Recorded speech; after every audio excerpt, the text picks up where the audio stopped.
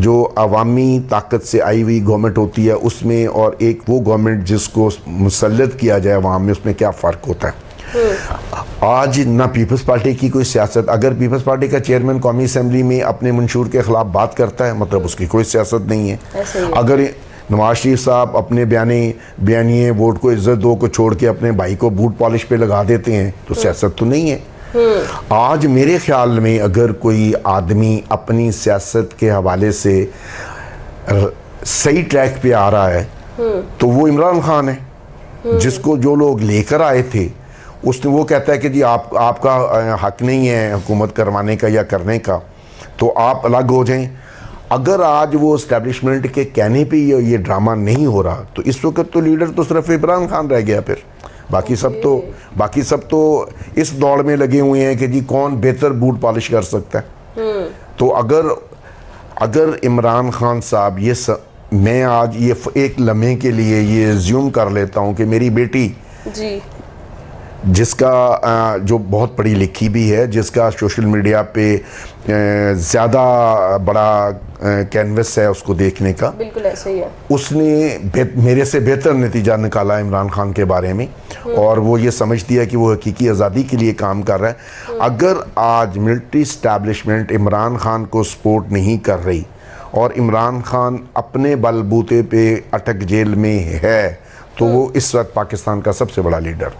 ज़बरदस्त। और अगर ये सनम से कोई ऐसे ही झूठा मुतालबा कर रहे हैं जी कि जी इमरान खान साहब के ख़िलाफ़ या डॉक्टर यास्मीन राशिद साहिबा के ख़िलाफ़ या किसी और के ख़िलाफ़ वो कोई स्टेटमेंट दे कि जी मैं उनके बहकावे में आके या इस तरह होने की वजह से मैं गई, वो बिल्कुल भी ऐसा कोई बयान नहीं देगी क्योंकि वो झूठ होगा। हमारे डीएनए में जो है ना जी वो बेवफाई शामिल नहीं है बिल्कुल। तो हम लोग जिसके साथ दोस्त बन के खड़े होते हैं उसके साथ दोस्त बन के खड़े रहते हैं बिल्कुल। उसको उसकी गलतियां, अगर वो किसी बात पे गलत होता है तो उसको एडवाइस करते हैं कि ऐसा करो, ये गलत हो रहा है। सनम जो है वो बहुत स्ट्रॉन्ग कैरेक्टर की मालिक है, ऐसा ही है, बहुत स्ट्रॉन्ग। मतलब आप उससे ज़बरदस्ती कोई बात नहीं करवा सकते, आप उसे प्यार से कोई भी बात समझा सकते हो, लेकिन अगर आप कहो कि उससे ज़बरदस्ती कुछ करवा लोगे वो अपनी ज़िंदगी की कीमत पे भी समझौता नहीं करेगी, इतनी सख्त है। तो मुझे और अगर मैं ये समझता हूँ कि अगर वो ये अपने लीडर की आइडियोलॉजी को सही समझती है और वो खड़ी है तो ज़िंदगी में वही लोग तारीख़ में ज़िंदा रहते हैं जो अपने मंशूर के साथ खड़े रहते हैं। कि पीपल्स पार्टी के मंशूर में आर्मी की अदालतों की कोई गुंजाइश नहीं है। चेयरमैन को पार्टी का चेयरमैन के तौर पर ऐसी कोई स्टेटमेंट नहीं देनी चाहिए थी जो पार्टी मंशूर के खिलाफ हो और जिसका नुकसान पाकिस्तान के आम शहरियों को हो। कि ये जो ATC और इस तरह के कोर्ट्स हैं, इनमें किसी भी पॉलिटिकल पार्टीज़ की जिसको इलेक्शन कमीशन ने रजिस्टर्ड किया हुआ है एज ए पॉलिटिकल पार्टी, उसके किसी वर्कर का ट्रायल नहीं होना चाहिए। अस्सलाम वालेकुम नाज़रीन, मैं हूं आपकी मेज़बान कमल अमानत और आप देख रहे हैं नया पाकिस्तान। नाज़रीन, इस वक्त मेरे फ्रेम में मौजूद हैं सर जावेद इकबाल साहब जो सनम जावेद के वालिद साहब हैं। आज इनके साथ हाजिर हुए, इनके पास हाजिर हुए हैं, बहुत सारे सवालात हैं सनम जावेद के रिलेटेड और भी जितनी ख़वातीन इस वक्त जेल में हैं, कैदोबंद का उन्हें जो है वो सामना करना पड़ रहा है। जानते हैं कि जी इनकी रिसेंटली सनम जावेद साहिबा से कब मुलाकात हुई, किस सिचुएशन में है। एज अ फादर आप ये जो है वो इस तरह से इस केस को देख रहे हैं, ये भी इनसे जानते हैं, तो मेरे साथ रहिएगा। अस्सलाम वालेकुम सर। वालेकुम अस्सलाम। सर कैसे हैं आप? अल्लाह का करम, मैं बिल्कुल ठीक हूँ सर। बहुत शुक्रिया आपके कीमती वक्त का। सर सबसे पहले मैं यही जानना चाहूँगी कि रिसेंटली आपकी सनम जावेद साहिबा से कब मुलाकात हुई?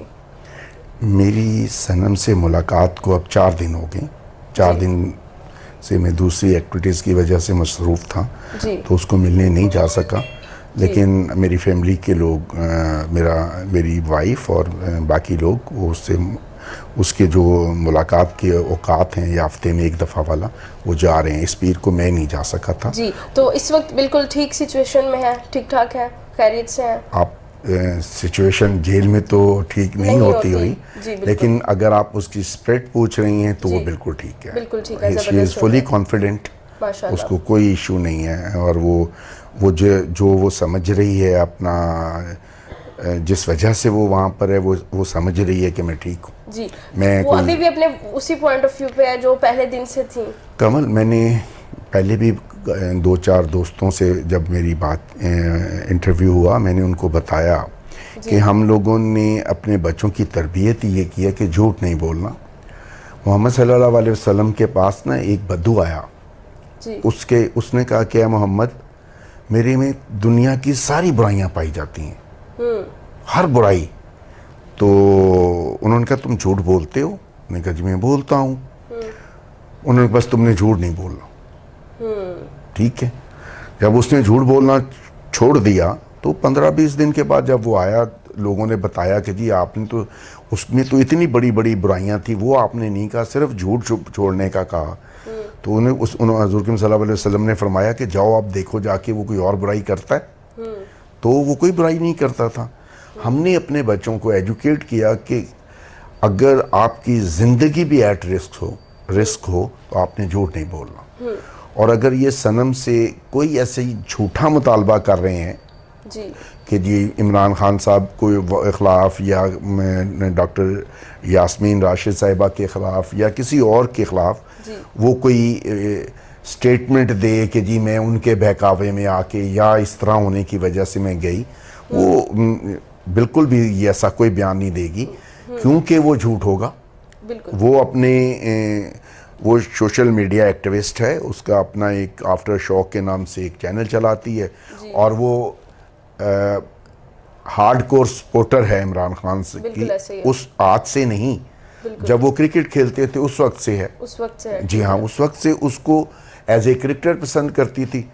जब उनके टेन्योर को फोर्सफुली ख़त्म किया गया, उसके बाद वो रिएक्शन के तौर पे उनके साथ खड़ी होगी। जी, रिएक्शन के तौर पे उनको पॉलिटिकली सपोर्ट करना शुरू कर दिया उसने। और क्योंकि उसके ख्याल में उसके लीडर के साथ ज्यादती हुई थी, इसलिए वो बाकी लोगों के साथ मिलकर आइन में दिए हुए तरीके के मुताबिक प्रोटेस्ट कर रही थी, जो उसका हक है। सर, इससे पहले की अगर बात की जाए तो ऑफ द रिकॉर्ड में अगर बात करूं तो आपको कैमरा के सामने इतना नहीं देखा गया।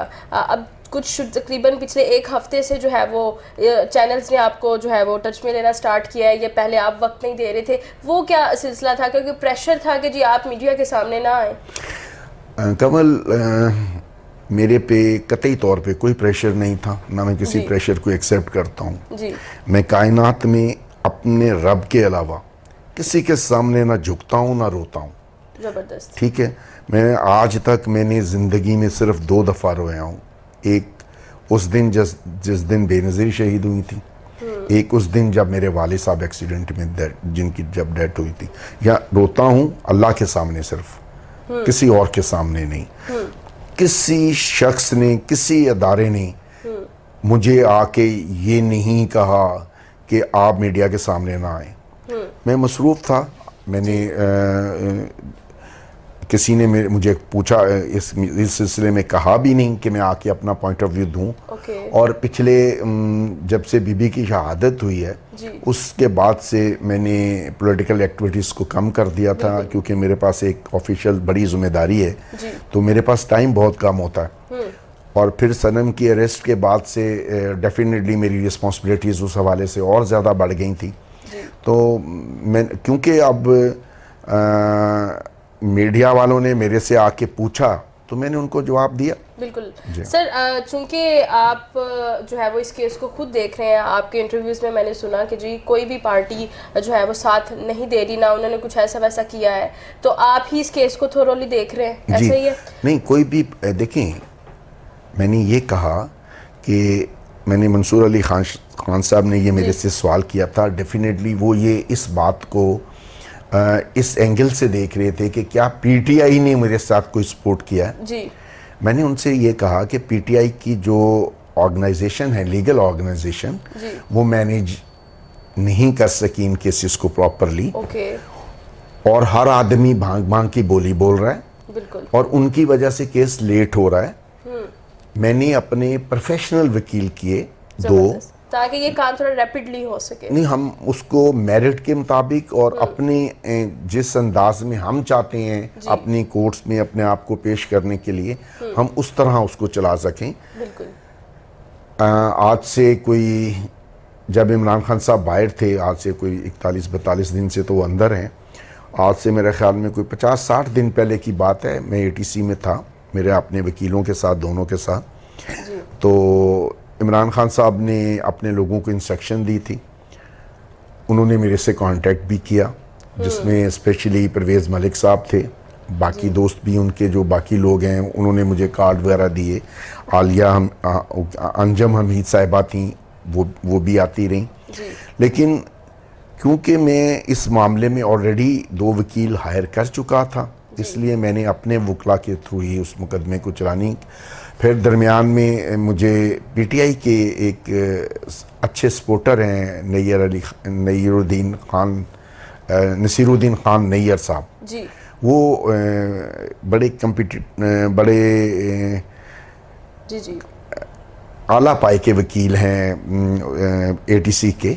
तो हमने उनसे गाइडेंस ली, उनसे मशवरा किया। उन्होंने खुद विलनेस शो की कि जी मैं खुद सनम, मुझे कहा है इमरान खान साहब ने उनके बकौल, तो अगर मुझे एतराज़ ना हो तो वो इस मामले में मेरे जो वकला हैं उनको गाइड करने के लिए तैयार है। मैंने अपने वकला से कहा, उन्होंने कहा जी वो बहुत सीनियर वकील हैं, अगर वो हमें गाइड करें तो हमें अच्छा है हमारे लिए।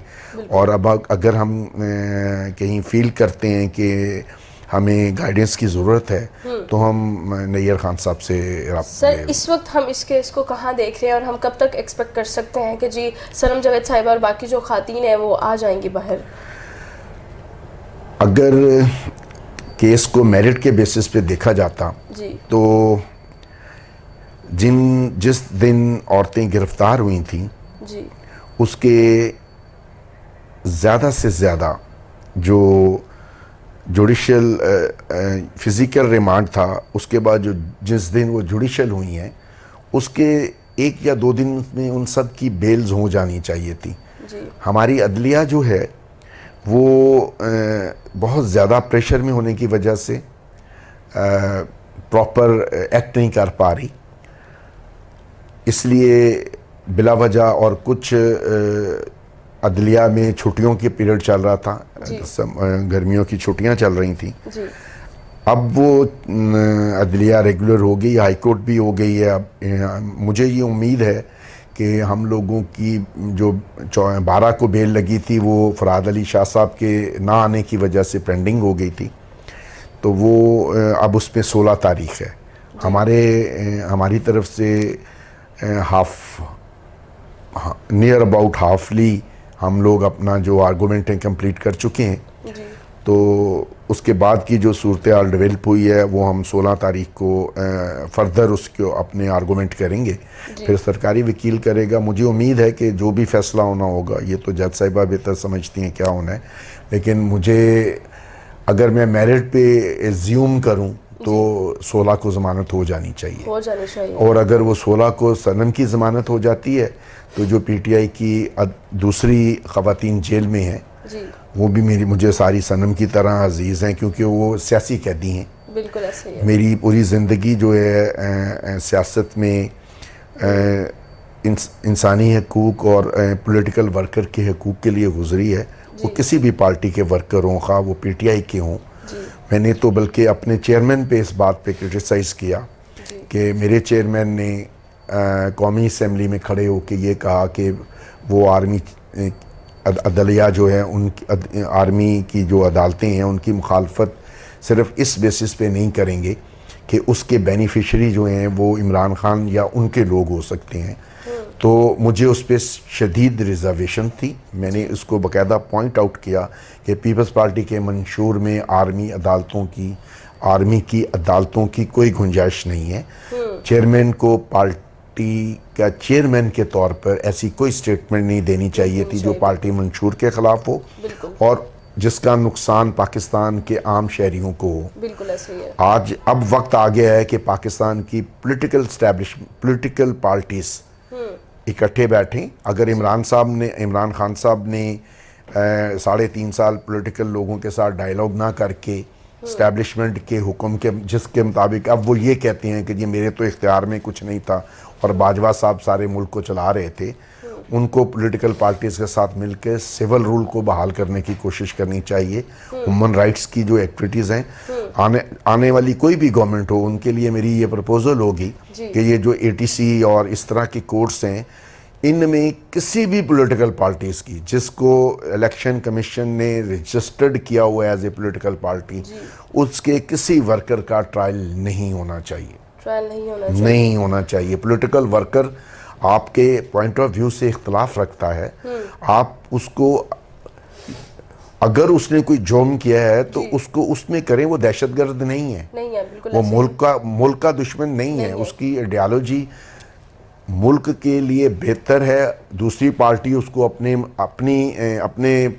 प्रोग्राम्स के ख़िलाफ़ या आइडियोलॉजी के ख़िलाफ़ समझती है तो वो सोच का डिफरेंस उनके मुख्तलिफ है। उनके दरमियान दुश्मनी नहीं होनी चाहिए। पिछले 3-4 साल में जो पाकिस्तान की पॉलिटिक्स है उसमें इतनी ज़्यादा तकसीम और नफ़रत हो गई है कि मुझे तो ये लगता है कि अगर आने वाला इलेक्शन हुआ और उसमें प्रॉपर सिक्योरिटी अरेंजमेंट ना हो सके तो वो एक इंतशार की वजह बन जाएगा। ऐसा ही है, और इसमें बेसिक रोल जो है वो नून लीग और PTI के लोगों का होगा क्योंकि वो बहुत पार्टीज़ अब सियासत नहीं कर रही हैं। बिल्कुल। इसमें बिलावल की एक बात अच्छी हुई कि उसने ये कह दिया कि जी मैं 90 दिन में इलेक्शन चाहता हूँ और हमारी किसी पॉलिटिकल पार्टी से दुश्मनी नहीं है। बिलावल ने ये कहा, ठीक है। अब उनको पब्लिकली अपनी उस स्टेटमेंट को जो उन्होंने कौमी असेंबली में दी है उससे भी उसके ऊपर भी कौम से माजरत कर लेनी चाहिए कि शायद वो किसी बहकावे में आके या किसी दबाव की वजह से उन्होंने वो दे दी स्टेटमेंट, वो नहीं देनी चाहिए थी। सर आपने कहा कि जी किसी भी पॉलिटिकल मेंबर को, कारकुन को जो है वो इस तरह से अरेस्ट नहीं किया जाना चाहिए, उसका ट्रायल नहीं होना चाहिए। तो आप मुझे ये बताएं कि जो जलाओ गिराव किया गया उसमें तो ये आप इंटरव्यूज़ की बात की तो आपने कहा सनम जावेद का कोई हाथ नहीं था, ना वो वहाँ पर गई है, जैसे बाकी सारे मीडिया के लोग जा रहे थे, सोशल एक्टिविस्ट जा रहे थे, वैसे ही वो कवरेज के लिए गई थी। तो अब फिर किस बुनियाद पर उन्हें रखा गया है? मज़ीद हम क्या कर सकते हैं? लाइक एक खातून, एक माँ के तौर पर देखा जाए तो अपने बच्चों से दूर है, उनके जो हस्बैंड है वो भी इस वक्त जो है वो कैद में है, तो ये चीज़ बड़ी कॉम्प्लेक्स लगती है। अगर मैं ख़ुद को रख के देखूँ उस जगह पे तो मैं तो शायद अभी तक को स्टेटमेंट दे चुकी होती कि जी नहीं जो भी है मुझे मेरे बच्चों से मिलवा दो, लेकिन इतनी स्ट्रॉन्ग वो है। मैं चाहूँगी कि आप शेयर करें कि ऐसा क्या पॉइंट ऑफ व्यू लेके चलनी है, या आपका उनके ऊपर कुछ ऐसा साया है, हाथ है, ऐसी आपने उनको तरबियत दी है कि वो अभी तक उस चीज़ पर स्टैंड है? बिल्कुल। अच्छा, ऐसा है कमल, हमारे DNA में जो है ना जी वो बेवफाई शामिल नहीं है। बिल्कुल। तो हम लोग जिसके साथ दोस्त बन के खड़े होते हैं उसके साथ दोस्त बन के खड़े रहते हैं। बिल्कुल। उसको उसकी गलतियां, अगर वो किसी बात पे गलत होता है तो उसको एडवाइस करते हैं कि ऐसा करो, ये गलत हो रहा है। सनम जो है वो बहुत स्ट्रॉन्ग कैरेक्टर की मालिक है। ऐसा ही है, बहुत स्ट्रॉन्ग। मतलब आप उससे ज़बरदस्ती कोई बात नहीं करवा सकते, आप उसे प्यार से कोई भी बात समझा सकते हो, लेकिन अगर आप कहो कि उससे ज़बरदस्ती कुछ करवा लोगे वो अपनी ज़िंदगी की कीमत पे भी समझौता नहीं करेगी, इतनी सख्त है। तो मुझे, और अगर मैं ये समझता हूँ कि अगर वो ये अपने लीडर की आइडियोलॉजी को सही समझती है और वो खड़ी है तो ज़िंदगी में वही लोग तारीख़ में ज़िंदा रहते हैं जो अपने मंशूर के साथ खड़े रहते हैं। जो अवामी ताकत से आई हुई गवर्नमेंट होती है उसमें और एक वो गवर्नमेंट जिसको मुसल्लत किया जाए अवाम में, उसमें क्या फ़र्क होता है। आज ना पीपल्स पार्टी की कोई सियासत, अगर पीपल्स पार्टी का चेयरमैन कौमी असेंबली में अपने मंशूर के ख़िलाफ़ बात करता है मतलब उसकी कोई सियासत नहीं है। अगर नवाज शरीफ साहब अपने बयानिए वोट को इज्जत दो को छोड़ के अपने भाई को बूट पॉलिश पे लगा देते हैं तो सियासत तो नहीं है। आज मेरे ख्याल में अगर कोई आदमी अपनी सियासत के हवाले से सही ट्रैक पे आ रहा है तो वो इमरान खान है, जिसको जो लोग लेकर आए थे उसने, वो कहता है कि जी आपका हक नहीं है हुकूमत करवाने का या करने का, तो आप अलग हो जाएं। अगर आज वो इस्टेब्लिशमेंट के कहने पे ये ड्रामा नहीं हो रहा तो इस वक्त तो लीडर तो सिर्फ इमरान खान रह गया। फिर बाकी सब तो इस दौड़ में लगे हुए हैं कि जी कौन बेहतर बूट पॉलिश कर सकता है। तो अगर इमरान खान साहब मैं आज ये एक लम्हे के लिए ये ज़्यूम कर लेता हूँ कि मेरी बेटी जी, जिसका जो बहुत पढ़ी लिखी भी है, जिसका सोशल मीडिया पे ज़्यादा बड़ा कैनवस है उसको देखने का, बिल्कुल ऐसा ही है, उसने मेरे से बेहतर नतीजा निकाला इमरान खान के बारे में, और वो ये समझ दिया कि वो हकीकी आज़ादी के लिए काम कर रहा है। अगर आज मिलिट्री इस्टेब्लिशमेंट इमरान खान को सपोर्ट नहीं कर रही और इमरान खान अपने बलबूते पे अटक जेल में है, तो वो इस वक्त पाकिस्तान का सबसे बड़ा लीडर। जबरदस्त जबरदस्त। अच्छा सर, हमने सरम जब अगर आप मुझे ये कहोगी कि मैं उसको सपोर्ट करूं तो नहीं करूं। वो तो मुझे अंदाज़ा हो गया था, क्योंकि कुछ ऐसी टर्म्स हैं जहां पर आप उनसे इख्तलाफ रखते हैं। जी, वो देखिए, वो उसकी वो टर्म्स हैं। मैं मज़हब में सियासत में मज़हब के इस्तेमाल का सख्त मुखालिफ हूँ। बिल्कुल। मैं सियासत में झूठ बोलने का सख्त मुखालिफ हूँ। मैं सियासत में किए हुए डिसीजन के ऊपर उसको यू टर्न करने का मुखालिफ हूँ। अगर मैंने कोई गलत फैसला किया तो मुझे पब्लिकली आके ये कहना चाहिए कि मैंने ये फैसला गलत किया है और अब मैं इसको ये ठीक करने के लिए इधर जा रहा हूँ। मैंने ये फैसला किया था, कोई बात नहीं, मैं ये उसे छोड़ के मैंने ये कर लिया, ये नहीं होता। बड़े लीडर जो हैं, पूरी ज़िंदगी दुनिया में जो बड़े लीडर गुजरे हैं, उन्होंने कभी अपने किए हुए डिसीजंस को डिसऑन नहीं किया, खा वो मोहम्मद सल्लल्लाहु अलैहि वसल्लम हो या कायदे आज़म हो। उन लोगों की इज्जत इसी वजह से है ना जी। तारीख सिर्फ उन लोगों को याद रखती है जिन्होंने अपने प्रोग्राम और अपने सच, जो उनका सच है, मेरे पॉइंट यजीद का सच, यजीद अपने आप को सच्चा और जायज़ हुक्मरान समझता था, ऐसा ही है, ठीक है, लेकिन वो था नहीं, बिल्कुल। और हुसैन रज़ी अल्लाह अन्हु उसको गलत समझते थे और वो समझते थे कि वो इस्लाम के ख़िलाफ़ काम कर रहा है, और वो अपनी जगह पे बिल्कुल सच्चे थे। वो कमज़ोर होने के बावजूद उनके मुकाबले में खड़े हो गए। उसका नतीजा क्या निकला? यजीद आज मर गया, हुसैन जिंदा है। जो लोग भी अपने जो उनकी आइडियालॉजी है उस पर खड़े रहते हैं, वो तारीख़ में ज़िंदा रहते हैं। खा वो भुट्टो हो, खा वो हुसैन हो, या जो भी दुनिया का रिफॉर्मर है, वो रिफॉर्मर वो होता है जो एक आइडिया बनाए और उस आइडिया पे खड़ा हो जाए। सर, सरम जावेद साहिबा की तो गुफ्तगू उनके बारे में कर ली, लेकिन सरम जावेद साहिबा के जो खावंद हैं, उनकी साइड से जो केस चल रहा है, वो भी जेल में है, तो वो कब तक बाहर आ सकते हैं? क्या हम जो है एक्सपेक्टेशंस लगा सकते हैं? देखिए, सरम जावेद के ऊपर जो केस चल रहा है ना जी, उसका इंतहाई खूबसूरत जो इन्वेस्टिगेशन है वो ये है कि सनम जावेद को 25 दिन इन्होंने इनलीगल आईडी के लिए रोके रखा। कोई कानून ये नहीं कहता कि 25 दिन के बाद किसी बंदे की आइडेंटिफिकेशन कराएंगे आप जी। जब आपने पूरे जो वहाँ पर उस वकील के ऊपर ड्यूटी दे रहे थे, उनको सबको सनम जावेद की तस्वीरें और पूरे मीडिया पे उसको दिखा के उसकी आईडी करवा रहे हैं जी। और फिर आप उसको 2 दिन पहले आपने उसको MPO के तहत बंद रखा जी। फिर आप उसको जुडिशल पे फिजिकल रिमांड पे लेते हैं। बिल्कुल। और उसको कहते हैं कि जी उसको लेकर गए और जना उसके बाहर जो माल ऑफ लाहौर की ग्रीन बेल्ट है उस पर डंडा पड़ा हुआ था, जो उन्होंने उसको 35 दिन के बाद इन्वेस्टिगेशन वाले के हवाले किया। ऐसे ही है। मैं आज मीडिया पे आपको ये बता रहा हूँ कि वो टोटली झूठ है। सनम जावेद जब फिजिकल रिमांड पे इधर न्यू मजंग थाना चुबुर्जी में थी, उनको किसी शख्स ने एक कदम भी थाने से बाहर नहीं निकाला। जब उसको लेके ही नहीं गए और एक आदमी जाली रिपोर्ट बना रहा है और वो हर आदमी को पता है, और अगर एक मेरा नहीं ख्याल कि वो इंस्पेक्टर जो है, इंस्पेक्टर साहब जो तफ्तीशी हैं, वो मेरे ख्याल में 11वें 12वें 14वें ग्रेड के कोई साहब होंगे जी। उनका ये जो इन्वेस्टिगेशन में ये कहना कि जी ये इतना बड़ा मजाक है कि एक डंडा जो 4 फुट लंबा था, 2 इंच मोटा था, वो जना उसके बाद 35 दिन से पड़ा था ग्रीन बेल्ट में, और वो इन्वेस्टिगेटर जो है वो सनम के साथ गया, जबकि सनम को थाने से ही नहीं निकाला गया और वो उसने बरामद भी कर लिया उससे। और इतने दिनों के बाद, और उस सिर्फ एक उस रिपोर्ट की रिकवरी रिपोर्ट पे सनम की जमानत रुकी हुई है। और वे ये ब्रेन इस्तेमाल कर रहे हैं जो लोग। मैं उम्मीद करता हूँ कि जज साहिबा जो हैं वो बड़ी इंटेलिजेंट वुमेन है। मैंने तो जितनी हियरिंग्स में उन्हें सुना है, वो अगर किसी प्रेशर में ना हुई तो वो तो, अगर मैं उनकी जगह जज होता तो मैं फौरी तौर पे हुक्म करता इन्वेस्टिगेशन वाले को पकड़ के अंदर कर दो, पकड़ के अंदर कर दो, बिल्कुल, बिकॉज ये बहुत बड़ा और जी, और सनम के खामद का ड्रामा उससे भी बड़ा है।